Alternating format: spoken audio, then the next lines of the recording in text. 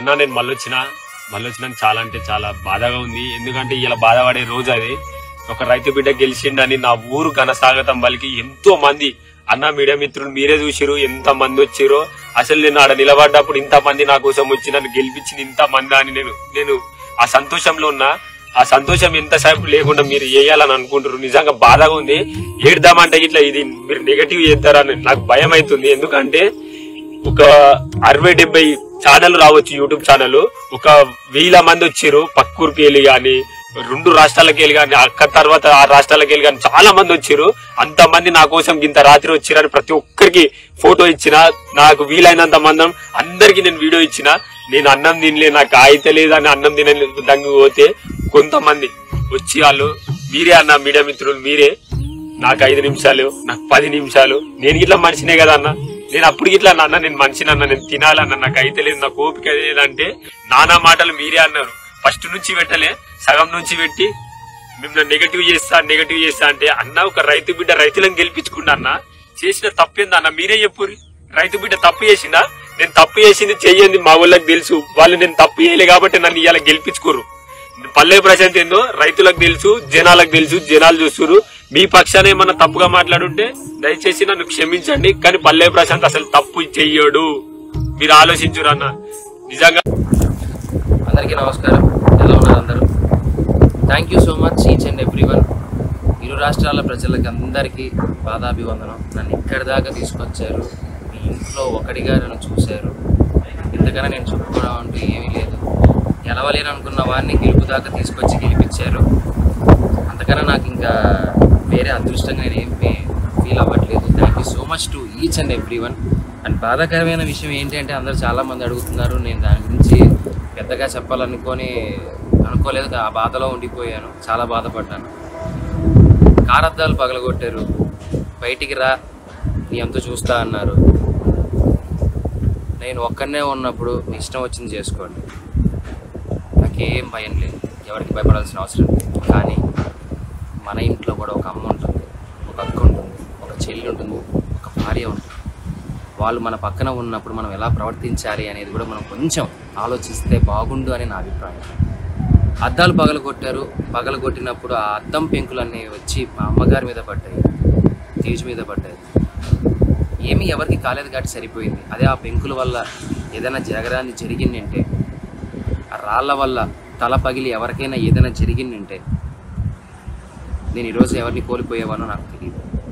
ఇలాంటివి ఇంకెప్పుడు ఎవరికి జరగకూడదు. ఇలాంటివి ఎప్పుడు ఎవరికి చేయకండి. మీకు కోపం ఉంటే తిట్టండి, పడతాను. కామెంట్ పెట్టండి, చూస్తాను. ఇంకా కోపం ఉంటే వీడియోలు తీసి పెట్టండి. ఎలాగో పెట్టారు, నా కుటుంబాన్ని మొత్తం బాధ పెట్టారు. నేను ఏది పట్టించుకోవట్లేదు. ఎందుకు అంటే నేను నమ్ముకుంటే నా హీరో, నా గురువు మాస్ మహారాజా రవితేజ గారు, ఆయన వచ్చి నాకు అవకాశం ఇచ్చిన రోజు నేను గెలిచాను. నేను బయటికి వచ్చిందే ఆ గెలుపులో వచ్చాను. కానీ గెలిచి ఒక ఆనందంతో బయటికి వస్తాను అనుకున్న నన్ను, నా కుటుంబాన్ని రోడ్డు మీద నించోబెట్టారు. అది చాలా బాధ వేసింది. పర్లేదు, నన్ను ప్రేమించే వాళ్ళు, నన్ను అభిమానించే వాళ్ళు ఉన్నారు కాబట్టి దేవుడు చల్లగా చూడబట్టి మా అమ్మకి నా భార్యకి ఏం కాలేదు. నాకేమైనా పర్లేదు. మన ఇంట్లో ఆడవాళ్ళు మన పక్కన ఉన్నప్పుడు కొద్దిగా జాగ్రత్త వహిస్తే బాగుంటుంది. జరగరాని ఏదైనా జరిగితే కప్పు పోతే తిరిగి తెచ్చుకోవచ్చు, డబ్బు పోతే తిరిగి సంపాదించవచ్చు, మనిషి పోతే తిరిగి తీసుకొని రాలేమండి. ఇది గుర్తు పెట్టుకోండి. చాలా రిక్వెస్ట్గా అడుగుతున్నాను, దయచేసి ఇంకెప్పుడు ఇలా చేయకండి ఎవరి దగ్గర.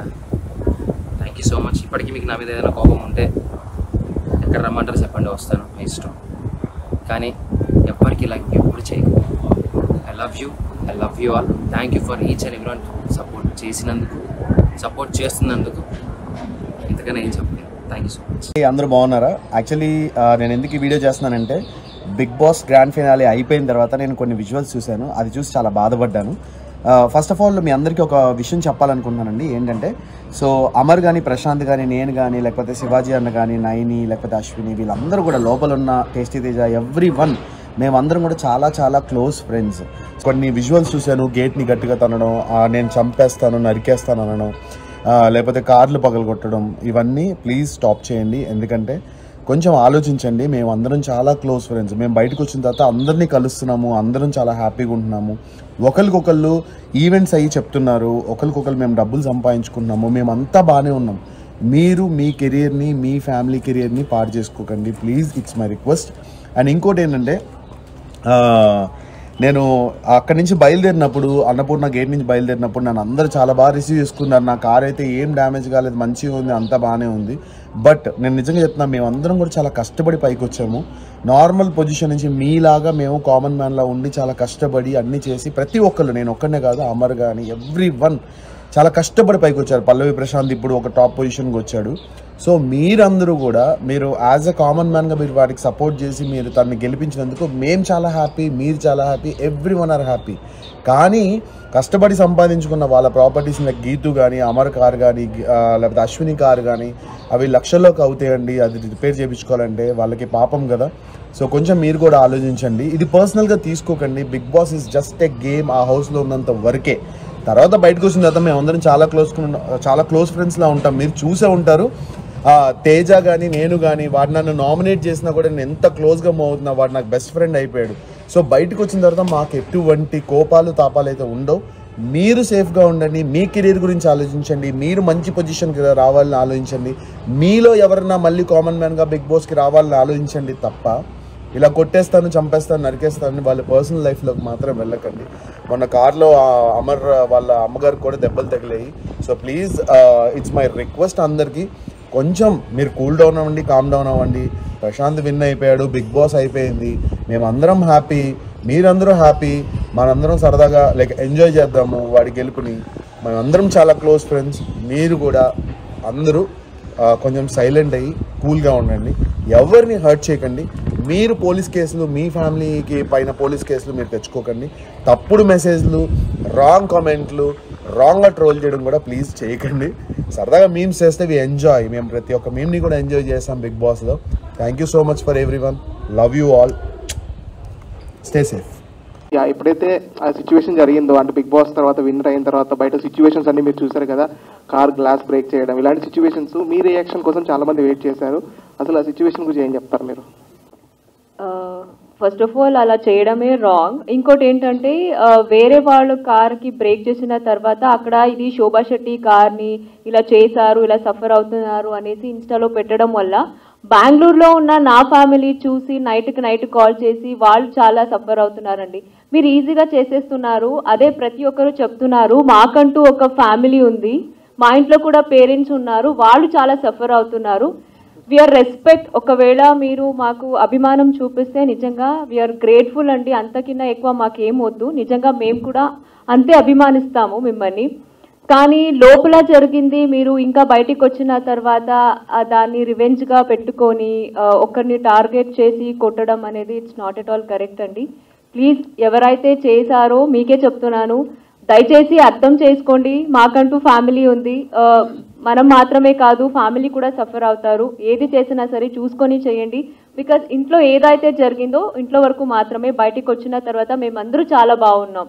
అక్కడ మీరు ఏదైతే చూస్తారో కొన్ని ఫైట్స్ అవన్నీ ఓన్లీ అక్కడి వరకే. బయటకు వచ్చిన తర్వాత మేమందరూ చాలా బాగున్నాం. ప్లీజ్ అది అర్థం చేసుకోండి. నెక్స్ట్ టైం ఎవరికి ఇలా చేయకండి అంతే.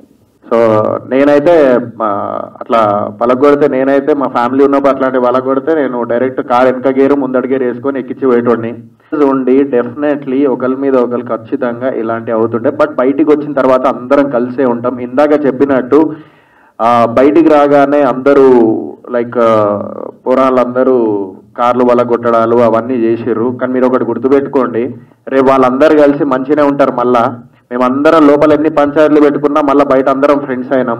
సో అలాంటి షోనే బిగ్ బాస్ షో. మీరు బయట బాగా లైక్ మనసుకు తీసుకుంటారు, బట్ బయటికి వచ్చిన తర్వాత మేము మనసులో ఏం పెట్టుకోం. సో లాస్ట్కి ఎవరైతే అంత పర్సనల్గా తీసుకొని పలగొట్టిర్రో మీరే ఫూల్స్ అవుతారు చూడుర్రి ముందు ముందు. సో నేనైతే అట్లా పలగొడితే, నేనైతే మా ఫ్యామిలీ ఉన్నప్పుడు అట్లాంటి పలగొడితే నేను డైరెక్ట్ కార్ వెనక గేరు ముందడి గేరు వేసుకొని ఎక్కించి పోయేటోడిని. సో వాళ్ళు మంచోళ్ళు కాబట్టి వాళ్ళు సైలెంట్గా ఉన్నారు, నేను మంచోడిని కాదు. సో అలాంటివి చేయకండి. ఎందుకంటే మీకు పేరెంట్స్ ఉన్నారు, మీ ఇంట్లో ఆడపిల్లలు ఉన్నారు. సో నెక్స్ట్ టైం అలాంటి చేయకండి దయచేసి. ఇలాంటి వాళ్ళు అలా మాట్లాడటం అంటే ఒక్కటన్నా వైలెన్స్ అనేది పక్కన పెడితే, ఇప్పుడు లోపల నా ఫ్యామిలీ ఉన్నదనుకో అన్న, అద్దాలు వలగొట్టేటప్పుడు ఆ అద్దం వచ్చి కళ్ళలో పడ్డది అనుకోండి అన్న, కన్ను పోతుంది. ఓకే, ఒకవేళ కూర్చొని నా ముఖం మీద ఏదైనా పడి నా ఫేస్ పోతుంది, అయితే లైఫే పోయింది.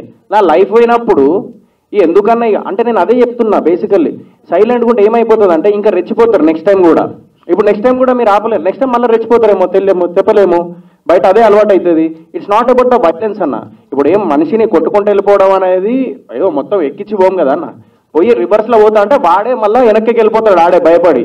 ఎందుకంటే వాడు నడుచుకుంటూ వచ్చేటానికి అంతుంటే మనం కార్లు వేసి గేర్లు వేసి గట్టిగా గుద్దుతే ఎట్లుంటే అంటే గట్టిగా పోతాడు, ఎట్లుంటే ఉంటాడు ఆడ మనిషి, సైడ్కి వెళ్ళిపోతాడు.